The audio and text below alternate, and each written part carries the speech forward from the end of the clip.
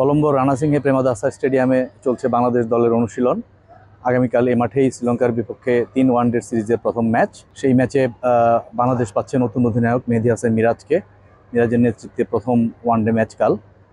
আজ তিনি সংবাদ সম্মেলনে এসেছিলেন এবং অধিনায়কত্ব প্রসঙ্গে, এই সিরিজ প্রসঙ্গে তিনি অনেক কথা বলেছেন।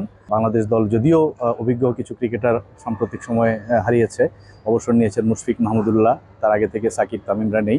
নতুন অধিনায়কের বিশ্বাস যে এই সুযোগটা কাজে লাগিয়ে নতুন যারা টিমে আছেন, তরুণ যারা টিমে আছেন, তারা নিজেদেরকে ভবিষ্যতের মুশফিক মাহমুদুল্লাহ, সাকিব তামিম করে তুলবেন, এটা তার আশা। একই সঙ্গে তিনি বলেছেন যে হ্যাঁ, সিনিয়র যারা ক্রিকেটার ছিলেন তারা থাকলে ভালো হতো, তাদের কাছ থেকে বাংলাদেশ দল অনেক সার্ভিস পেয়েছে, অনেক ভালো খেলেছেন তারা বিভিন্ন সময় বাংলাদেশ দলের হয়ে, সেটা তিনি মনে করেছেন।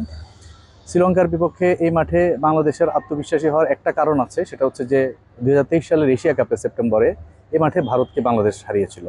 তো এ মাঠে মোট 13টি ম্যাচ খেলে ওয়ানডে বাংলাদেশের ওই একটি জয়, এবং সেটি সর্বশেষ ম্যাচে। একই সঙ্গে এ মাঠে কিন্তু শ্রীলঙ্কার সাম্প্রতিক ইতিহাস অত্যন্ত ভালো, এটা তাদের ঘরের মাঠ, ডেফিনেটলি শ্রীলঙ্কা এখানে এমনিতে এগিয়ে থাকবে। তারপরেও গত ফেব্রুয়ারিতে তারা এই মাঠে অস্ট্রেলিয়ার বিপক্ষে 2-0 সিরিজ জিতেছে। তার আগে গত বছর আগস্টে ভারতের বিপক্ষে 2-0 সিরিজ জিতেছে এ মাঠেই।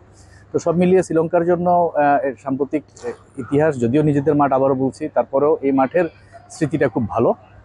বাংলাদেশের একটাই বিষয়, সেটা হচ্ছে যে ভারতকে হারানো সর্বশেষ এশিয়া কাপে। এছাড়া দেশের মাটিতে শ্রীলঙ্কার বিপক্ষে সর্বশেষ জয় সিরিজ, ওয়ানডে সিরিজ জয়, সেটি একটি আত্মবিশ্বাসের জায়গা।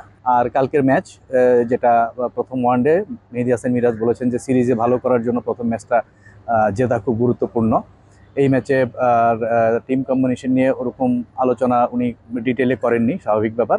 তবে দুই অধিনায়ক চারিত আসালাঙ্কা এবং মেহেদী হাসান মিরাজ দুজনেই বলেছেন এই উইকেট প্রেমাদাসার, সেটি ব্যাটিং সহায়ক হবে এবং ব্যাটসম্যানদের জন্য খুব ভালো একটি উইকেট হবে। সেই আশা থেকে তারা আগামীকালে ম্যাচটি খেলবেন।